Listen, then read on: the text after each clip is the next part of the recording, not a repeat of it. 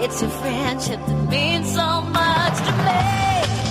We'll never run it you. You'll always be there for me. I depend on you. Together we'll be the best team.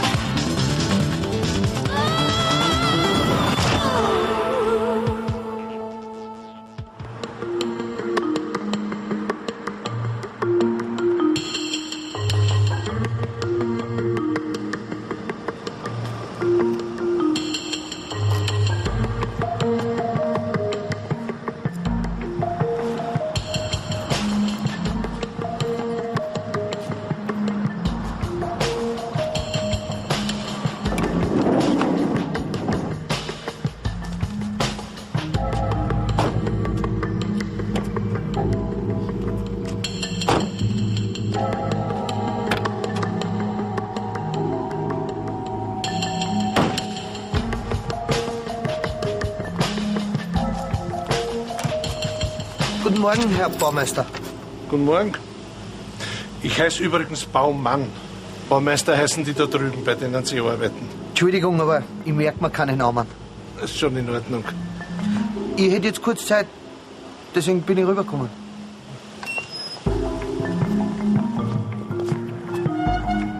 Naja, ich kann das nur nach der Arbeit und am Wochenende machen. Aber 3-4 Wochen werde ich schon brauchen. Es sind 8 Zimmer und dann auch noch die Nebenräume. Wie viel Material werden Sie denn brauchen? Das rechnen wir schon aus. Wenn Sie sich keine Notizen machen? Ich merke mir das.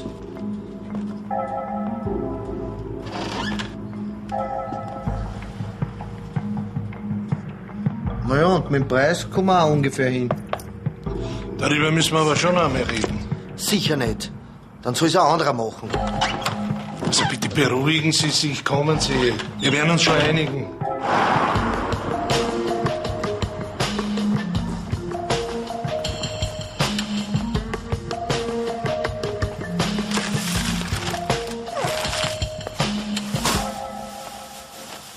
Die Herrschaften Baumeister haben soeben das Gebäude verlassen. Vom äußeren Glanz her würde ich sagen, entweder Oper oder Burgtheater. Wenn ich so reich bin wie die, kann ich leicht großzügig sein. Und den Schmuck von der heute, den hättest du sehen sollen. Ein halbes Kilo mehr und die wären in die Knie gegangen. Wo warst denn du überhaupt die ganze Zeit? Am Würstelstand. Wir noch was essen dürfen, oder? Ganz nebenbei hast du wieder meinen falschen Sack mitgebracht. Entschuldige. Ja, ich hab die Brühen vergessen. Ja, und wie wär's, wenn du das einmal aufsetzen tätst und nicht daheim vergessen? So, und ich gehe jetzt ein Bier trinken.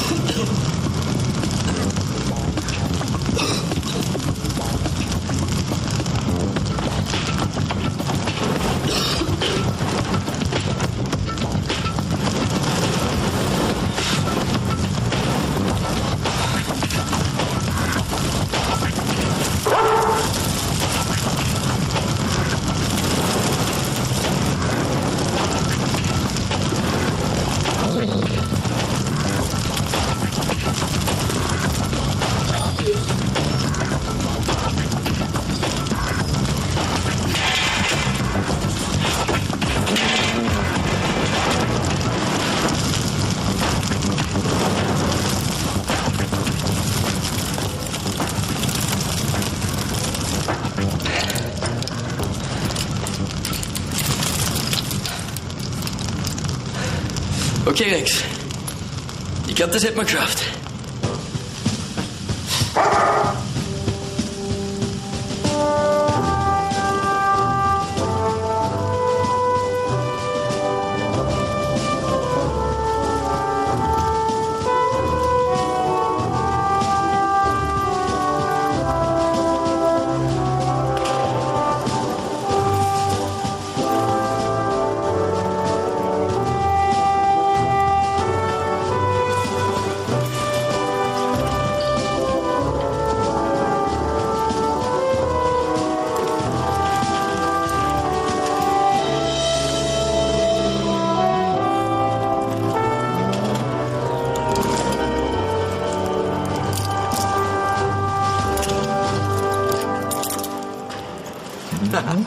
Bravo, Rex.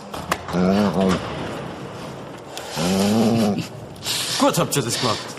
Besser als wir. Naja, ohne den Rex hätte ich sicher eine halbe Stunde länger gebraucht. Ja, dafür seid ihr jetzt Ehrenfeuerwehrmänner.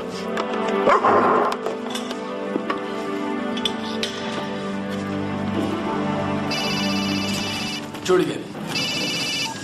Hoffmann? Servus, Kunz. Nein, ich hab mir bei der Übung nichts verbrannt. Naja, das ist ganz in der Nähe. Alles klar, wir fahren hin. Komm.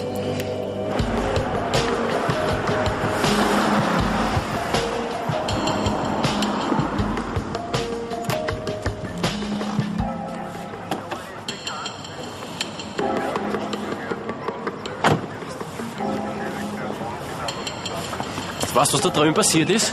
Ja, Da haben sie einen umgebracht. ich glaube, es ist besser, wir gehen wieder rein, sonst wären wir nicht fertig.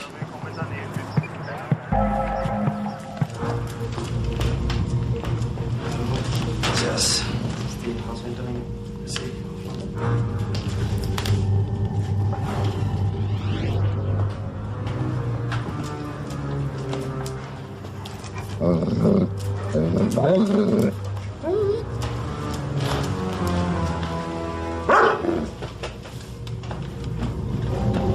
Hey, der lebt noch.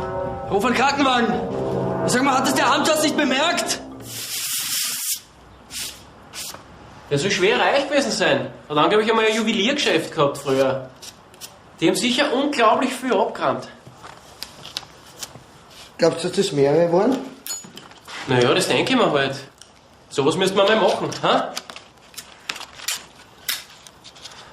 Und dann nie wieder arbeiten. Ja. Und was machst du, wenn sie dich erwischen? Du musst halt vorsichtig sein. Zum Beispiel nicht gleich das ganze Geld ausgeben oder gleich am nächsten Tag nicht mehr in die Arbeit kommen. Sowas machen nur die Trotteln. Glaubst du, dass der wirklich tot ist? Wieso? Bist leicht verwandt mit ihm und möchtest gern was erben? Das ist deppert. Das hat mich halt interessiert, ne? Ich arbeite schon seit längerer Zeit als Haushälterin für ihn. Schaut so aus, als hätte einen Einbrecher überrascht. Es sind nämlich nur manche Laden ausgeräumt und nicht alle. Da war ja auch nichts zum Holen. Der hat alle seine Wertsachen in einem Banksafe gehabt. Weil er Angst vor Einbrechern gehabt hat. Können Sie mir schon sagen, ob irgendwas fehlt? In einer von den Laden da drüben, da hat er immer ein paar hunderter Bargeld versteckt gehabt. Die sind weg. Wie schaut's mit seinem privaten Umfeld aus? Gibt's da irgendjemand, dem Sie das zutrauen würden? Er war alleinstehend. Hat sehr zurückgezogen gelebt. Kann man nicht vorstellen, wer das gemacht haben soll. Na gut, das war's fürs Erste. Danke. Servus, Niki. Du, der Baumann lebt noch. Die haben ihn ins SMZ Ost ins Spital gebracht. Fahr hin und schau, ob er eine Aussage machen kann, ja? Mach ich. Ich melde mich danach.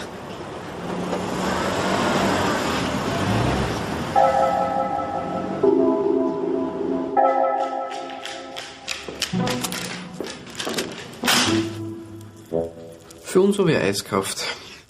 Aber geh.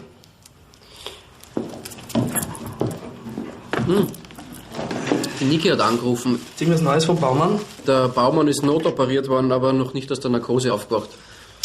Aber da habe ich was Interessantes entdeckt. Und zwar? Der Herr Elmar Baumann hatte früher ein Juweliergeschäft und ist mehrfach wegen Hehlerei angezeigt worden. Damit gibt's noch eine Möglichkeit, wer das getan haben könnte. Aus dem Haus fehlt nicht viel. Vielleicht war der Einbruch ja nur vorgetäuscht und das Ganze war ein Racheakt. Ja, oder ein Einbrecher, dem die Situation über den Kopf gewachsen ist. Das glaube ich nicht. Die hauen eher ab, als Gewalt anzuwenden. Auf jeden Fall hören wir uns einmal in der Szene um. Nicht schlecht. Also ich melde mich dann einfach bei Ihnen, sobald ich was Neues herausgefunden habe. Danke. Grüße. Was Neues? Nicht direkt. Und sonst? Naja, die Operation von Baumann ist soweit ganz gut verlaufen, aber er ist noch nicht einvernahmefähig. Sie haben aber bei der Blutuntersuchung etwas entdeckt, das Ihnen ungewöhnlich vorkommt. Und zwar? Sie untersuchen das gerade, können aber noch nichts Genaues sagen. Das Labor hier braucht noch ein bisschen. Rex, weißt du was? Ich geb dir mal halbe Wurst zusammen. Und du lässt mich dafür vorn sitzen. Ja, okay, ich geb dir die ganze. Weil mir wird immer so schlecht, wenn ich hinten im Auto sitze. Versteh. Du bescheißt. Weißt du was? Du kriegst noch eine Wurstsemmel. Aber jetzt tauschen wir vorher Platz.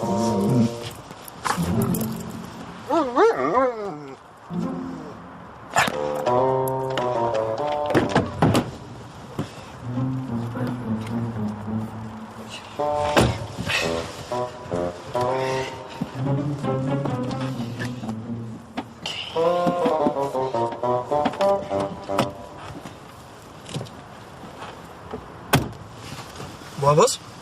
Na? Und bei dir? Das erzähl ich auf der Fahrt. Wir kommen jetzt zu diesem Einbrecherkönig. Immer geradeaus.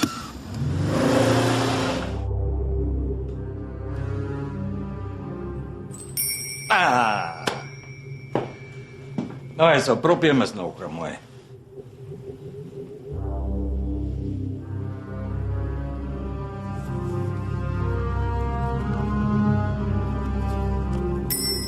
Wieder nix. Was glaubst du, wozu sind diese Glocken angenäht? Du musst jemand so in die Taschen greifen, dass er es nicht bemerkt.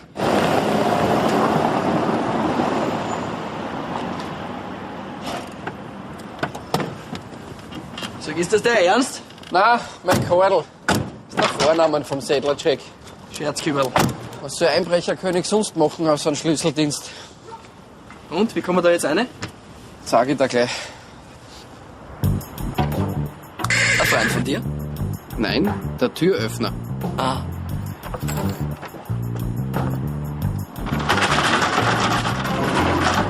Servus, Sedlercheck.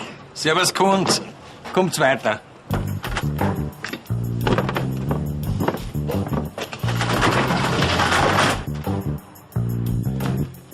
Das ist der Georg, ein Schüler von mir.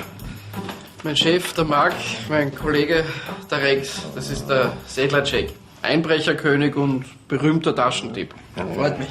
Mittlerweile natürlich in Ruhestand. Ein bisschen Nachwuchsförderung machen wir schon noch, gell? Ja, man muss doch was für die Jugend tun. Ich habe ja nichts gegen die Globalisierung, aber es wäre doch wirklich schade, wenn dieses schöne Gewerbe nur mehr von Ausländern betrieben wird. Du, hast du was herausgefunden? Ja, ich habe ein bisschen herumtelefoniert. Racheakt war das bestimmt keiner. Weil der Baumann als Hehler schon viel zu lang aus dem Geschäft ist.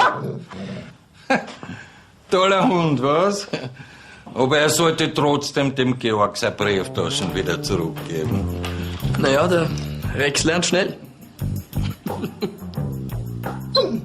Und was die anderen aktiven Kollegen betrifft, von denen ist keiner ein Messerstecher. Wenn sie an einen Weg stellt, haust ihm eine auf die Birne und gehst.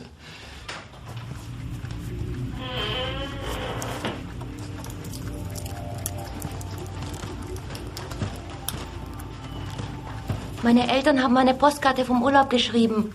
Willst du sie lesen? Wozu? Die schreiben sowieso immer das Gleiche. Super. Die fahren großartig auf Mallorca und wir wissen nicht, wo wir das Geld hernehmen. Reg du dich nicht auf. Einmal reißt du einen guten Pfusch auf und dann passiert dem Typen was. Ist wahrscheinlich sowieso nur wieder eine Ausrede von dir. Du weißt ja, dass sie uns die Möbel pfänden, wenn wir nicht bald etwas zahlen. Na sicher, ich bin ja nicht blöd, oder? Außerdem war das keine Ausrede, ja? Ich kann da sogar das Spital sagen, in das sie ihn eingeliefert haben. Und wie heißt das Spital? ZMS Ost. Das heißt SMZ Ost. Manchmal glaube ich, du bist nicht ganz dicht. Weißt du was? Ich gehe mit dem Freddy auf ein Bier. Wieder einmal. Ja, wieder einmal.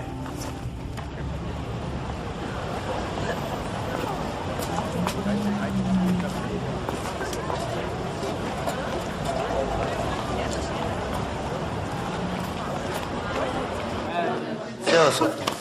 Hallo. Na, was ist denn los? Hast du wieder Krach mit der Alten gehabt?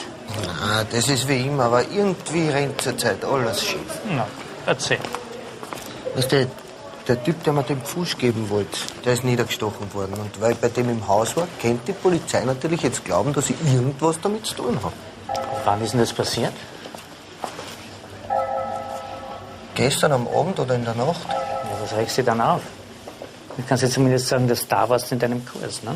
Damit jeder weiß, dass ich nicht lesen und schreiben kann, na sicher nicht. Dann ist die Helga weg und der Job auch. Na, bevor ich das mache. Also, jetzt werde ich mal was sagen. In Österreich gibt es 300.000, in Deutschland 4 Millionen Menschen, die weder lesen noch schreiben können. Also du bist nicht der Einzige. Ja, aber ich bin der Einzige, der Schwierigkeiten beim Lernen hat. Otto, was? Ich merkt mir das nicht. Das darfst du nicht sagen, Frank. Also wenn du wieder mal was zum Ausfüllen hast, ein Formular oder sowas, dann kommst du zu mir. Hm? Danke, Schott. Bist wirklich ein Freund.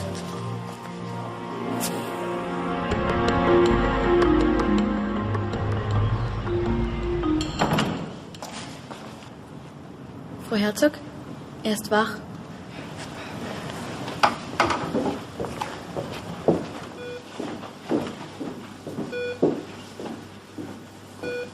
Herr Baumann? Ich bin von der Polizei. Können Sie mir irgendetwas sagen? Ne. Können Sie mir sagen, wer Sie überfallen hat? Oder die Person beschreiben? Landhaus. Die Frau. Eine Frau. Können Sie mir den Namen der Frau sagen?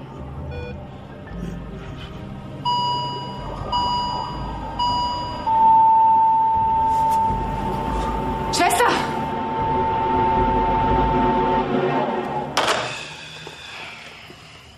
Der Baumann ist gestorben. Gut, schauen wir aus. Die Bank hat mitgeteilt, dass nicht viel von seinem angeblichen Reichtum im Safe ist. Und die Spurensicherung hat in seiner Villa auch nichts Wertvolles gefunden. Er hat noch was von einer Frau und einem Landhaus gesagt. Die Adresse von dem Landhaus habe ich. Hast du schon wen hingeschickt?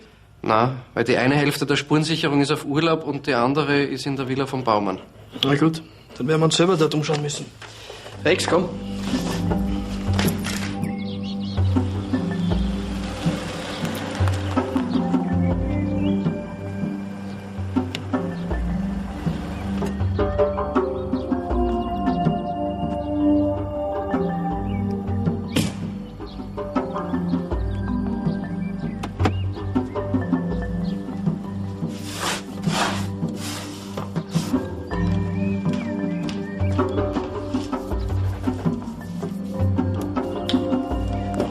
Gott, Frau Benesch.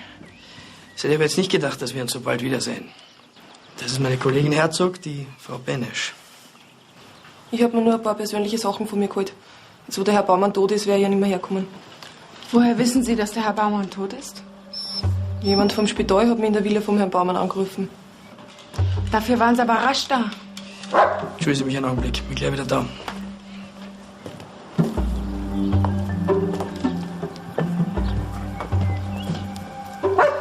Ich hab die Gartenmöbel zusammengestellt. Wird ja niemand mehr herkommen. Hat der Herr Baumann keine Verwandten? So viel weiß ich nicht.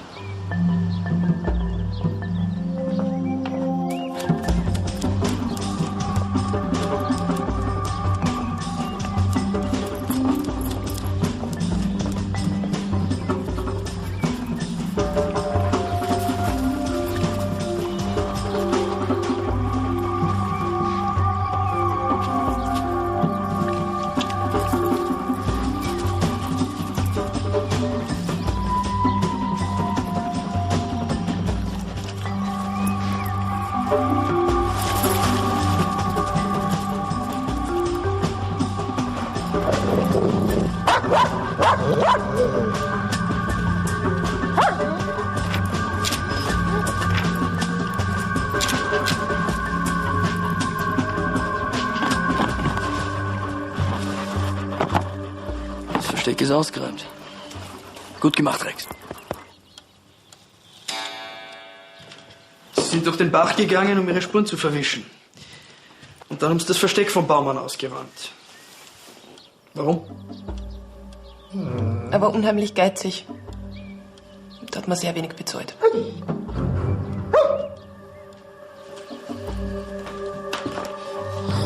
Ah, ich glaube, Sie kriegen Besuch. Sagen Sie jetzt nichts Falsches.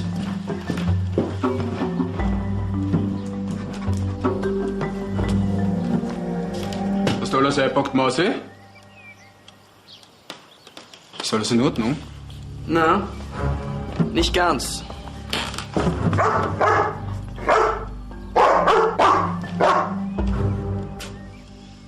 Also, fahren wir. Er hat immer gesagt, dass ich alles erben werde, wenn er einmal stirbt. Deshalb habe ich ja auch für wenig Geld die ganze Arbeit für ihn gemacht. Haben Sie gewusst, dass die Steine und der Schmuck in dem Versteck waren? Nein. Aber ich habe einmal beobachtet, wie er im Wald was versteckt hat. Da habe ich mir gedacht, das wird schon was Wertvolles sein. Er war ja schließlich Juwelier. Und dann haben Sie sich die Sachen geholt. Sofort, nachdem Sie gewusst haben, dass der Herr Baumann tot ist. Ich wollte mir's holen, bevor es jemand anderer nimmt. Erstens können Sie nicht sicher sein, dass es nicht andere Erbberechtigte gibt. Und außerdem müssen Sie doch gewusst haben, dass der Herr Baumann der Hehlerei verdächtigt worden ist. Also können die Sachen auch gestohlen sein. Hat Sie die Nähe zwischen dem Herrn Baumann und Ihrer Lebensgefährtin nicht gestört? Na, die zwei haben ja nichts miteinander gehabt. Und falls doch, wäre das ein gutes Motiv für einen Mord? Ich habe Ihnen doch gesagt, dass wir ein Alibi haben. Die Herrschaften waren während der Tatzeit wirklich auf einer Geburtstagsfeier und bis 4 in der Früh in einem Gasthaus. Und dafür gibt's leider Zeugen. Na bitte. Marc, das Alibi ist in Ordnung. Gut für Sie, Frau Benesch. Ich möchte Ihnen aber trotzdem noch was zeigen.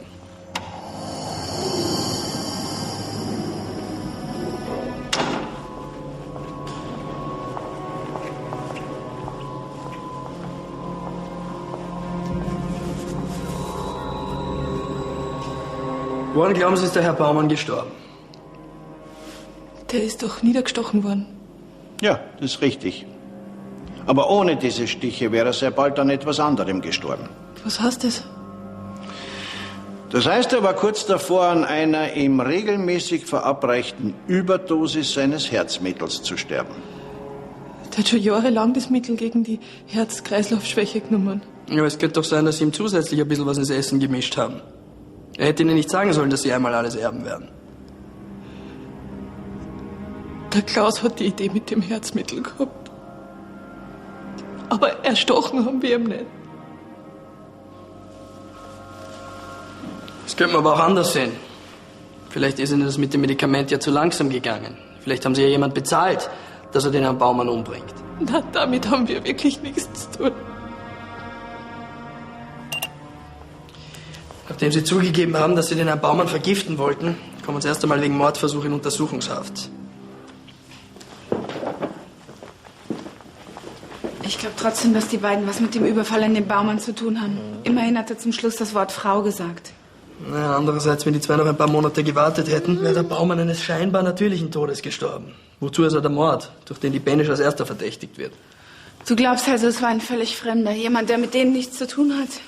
Statistisch gesehen liegt die Wahrscheinlichkeit für so einen Fall bei 1 zu 250.000. Ich glaube aber trotzdem an meine Version.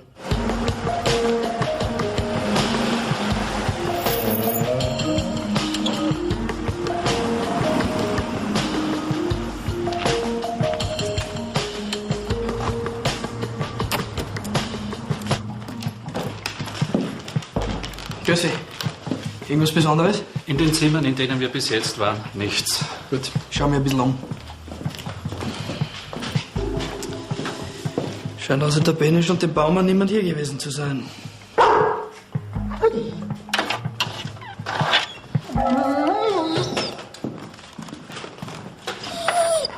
Was ist denn das? Schaut aus wie Farbe. Gut gemacht, Rex. Such weiter.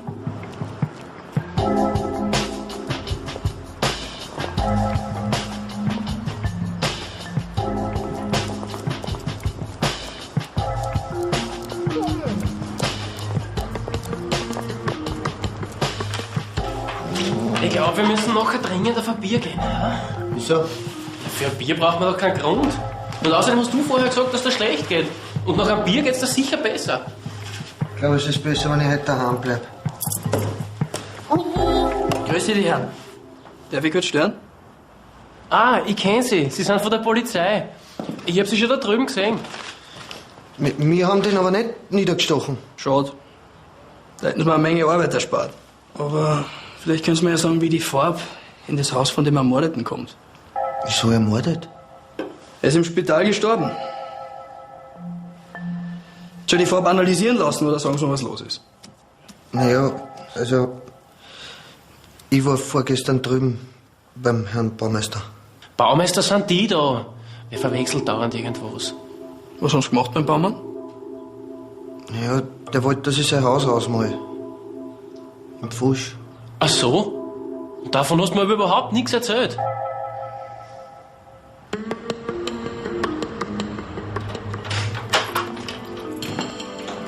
Fritz, deinen Pfusch kannst du vergessen. Der Alte ist tot.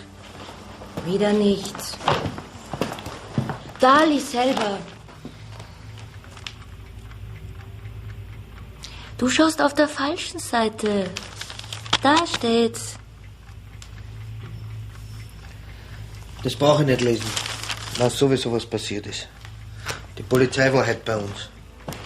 Was haben die denn wollen von dir? Naja, die wissen, dass ich bei dem im Haus war. Übrigens, wenn Sie dich fragen sollten, sag sicherheitshalber, dass ich vorgestern den ganzen Abend zu Hause war, gell? Du warst ja gar nicht daheim. Sag's trotzdem. Übrigens, ich muss heute noch mal weg. Das geht jetzt schon ein paar Wochen so. Langsam glaube ich, du hast eine andere. Was?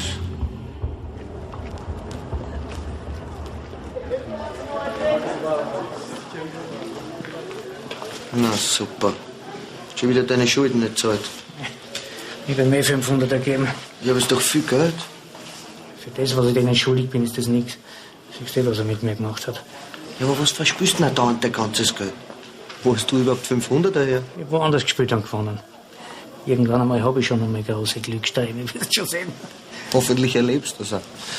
Ich muss einmal kurz.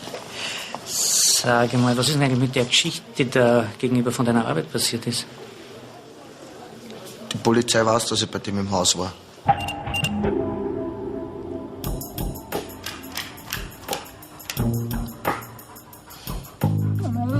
Hat eine ganz schöne Speisekarte, der Grabner. Gewalttätigkeiten, Körperverletzung und einmal ist er sogar mit einem Messer auf jemand losgegangen.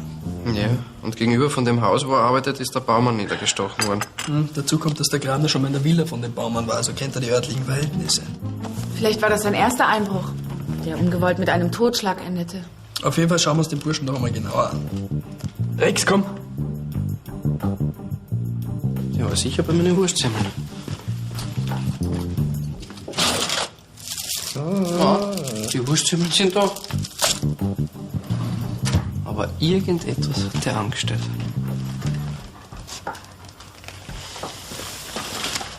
Ja? Mein Geldtaschel ist weg.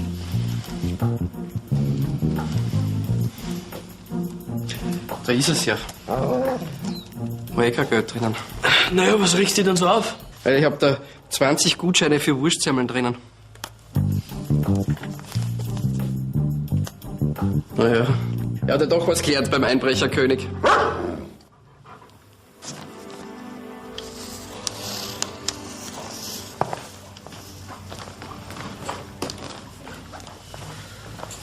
Und? Steht noch was über den Mord in der Zeitung? Siehst du nicht, dass ich die Stellenangebote lese? Du musst dir jetzt wirklich einmal Brillen kaufen. Ja, das muss ich jetzt wirklich machen. Zuerst sagst du mir, wo du warst. Ja, das weißt du ja eben, im Fredi auf ein Bier. Dauernd bist du mit dem unterwegs. Über was unterhaltet ihr euch eigentlich? Oder schüttet ihr nur ein Bier nach dem anderen rein? Ich geh schon.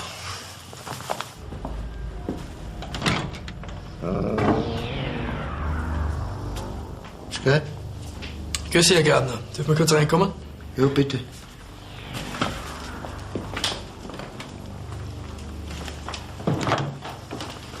Die Polizei ist da.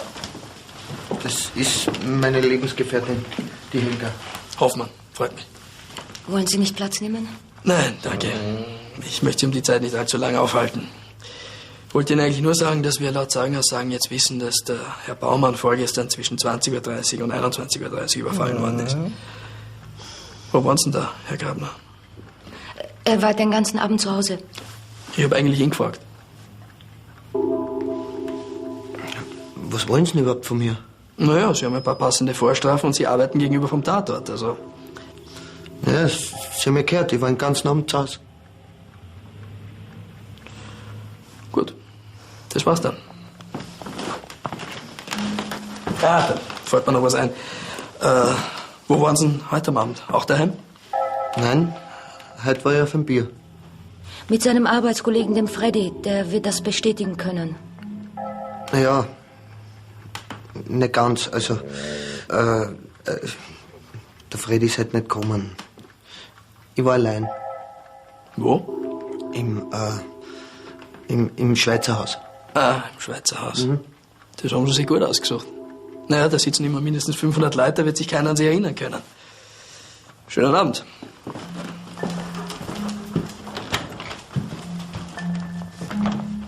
Du hast doch gesagt, du warst mit dem Freddy zusammen.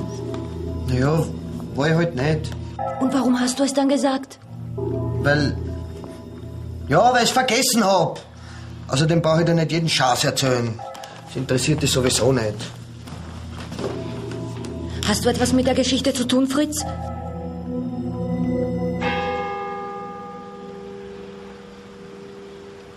Vielleicht ist er nervös geworden und unternimmt gleich was. Wenn nicht, dann müssen wir ein bisschen warten und wechseln uns ab.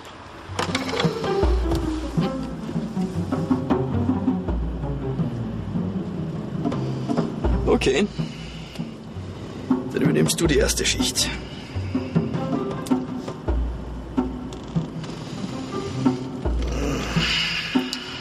Seit Wochen erzählst du mir irgendeinen Schmäh, wo du angeblich warst. Du lügst doch so oft du den Mund aufmachst. Weißt was? Ich geh. Und wohin schon wieder? Zigaretten holen, es sind keine mehr da.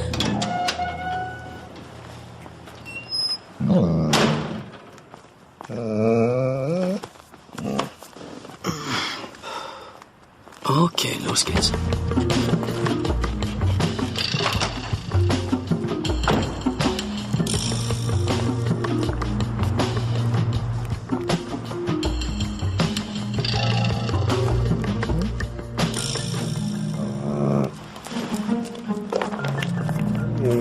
Was ist denn los?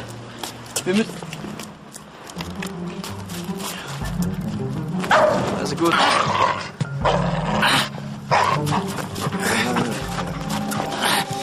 Hören Sie, sagen Sie den Hund, dass er mich auslassen soll, bitte? Der wird schon seinen Grund haben. Was für ein Grund?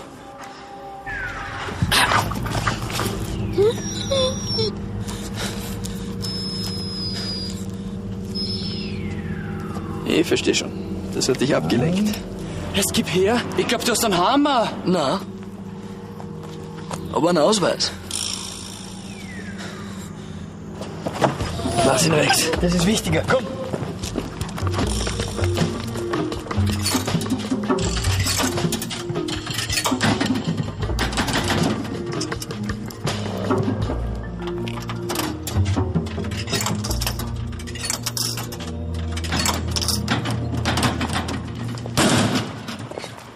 Das wird nichts bringen, Herr Grabner. Was wollen Sie schon wieder? Hast du das Schild nicht gesehen?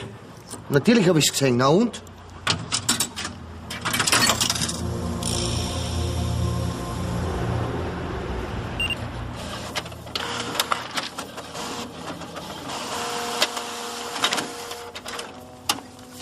So, Herr Grabner, das ist das Protokoll Ihrer Aussage, dass Sie mit dem Überfall an den Herrn Baumann nichts zu tun haben, zur Tatzeit daheim waren und auch sonst nicht wissen, wer es getan haben könnte. Ja, stimmt.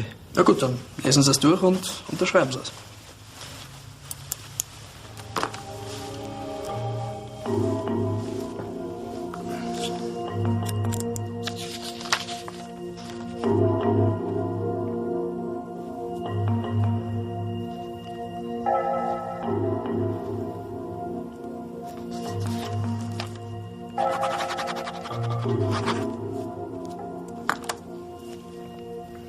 Danke. Sie haben soeben unterschrieben, dass Sie den Herrn Baumann überfallen und niedergestochen haben. Was? Ja, aber das stimmt ja gar nicht, das habe ich nie gesagt.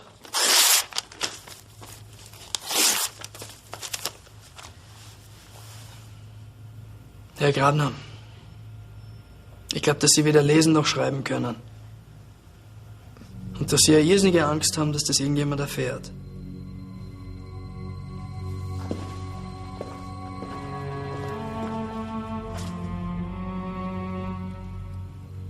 Was glauben Sie, wie das ist? Ich muss dauernd nach dem Weg fragen. Ich kann in keinen Bus einsteigen, weil ich nicht weiß, wo er hinfährt. Den Führerschein werde ich auch nicht machen können. Ich nehme an, Ihre Vorstrafen sind auch so zustande gekommen, stimmt's?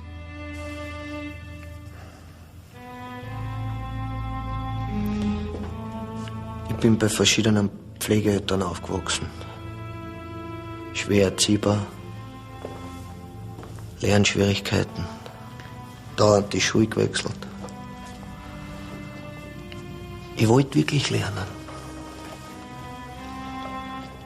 Aber ich war immer der Schlechteste. Naja, und dann habe ich angefangen, mich mit denen zu prügeln, die mich dauernd ausgelacht haben. Bin ich wieder weg von der Schule. Naja, aber Sie haben einen Job? Als Hilfsarbeiter. Und meine Freundin draufkommt, dass ich nicht lesen und schreiben kann.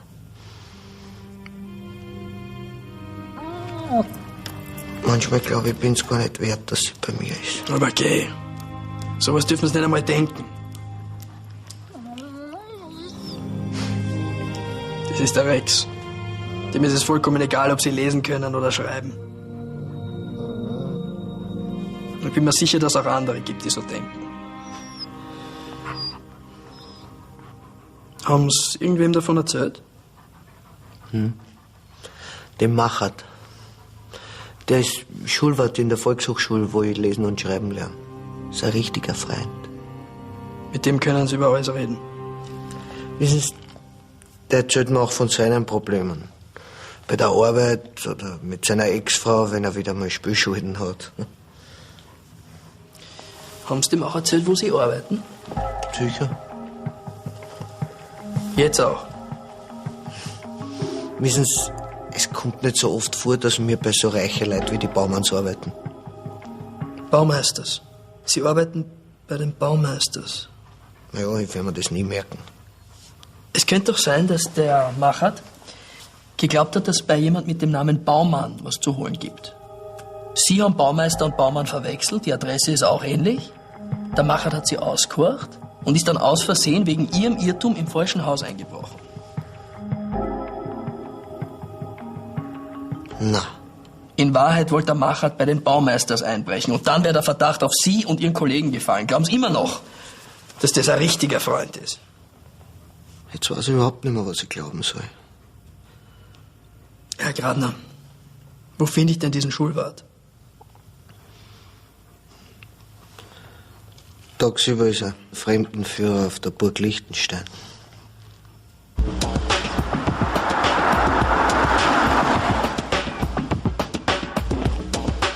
Bitte Beeilung, in 20 Minuten habe ich meine erste Führung.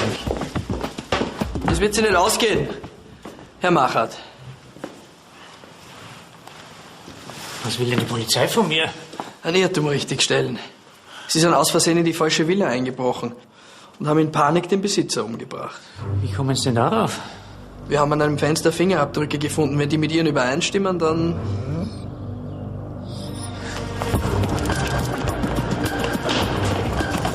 Der Bluff hat funktioniert.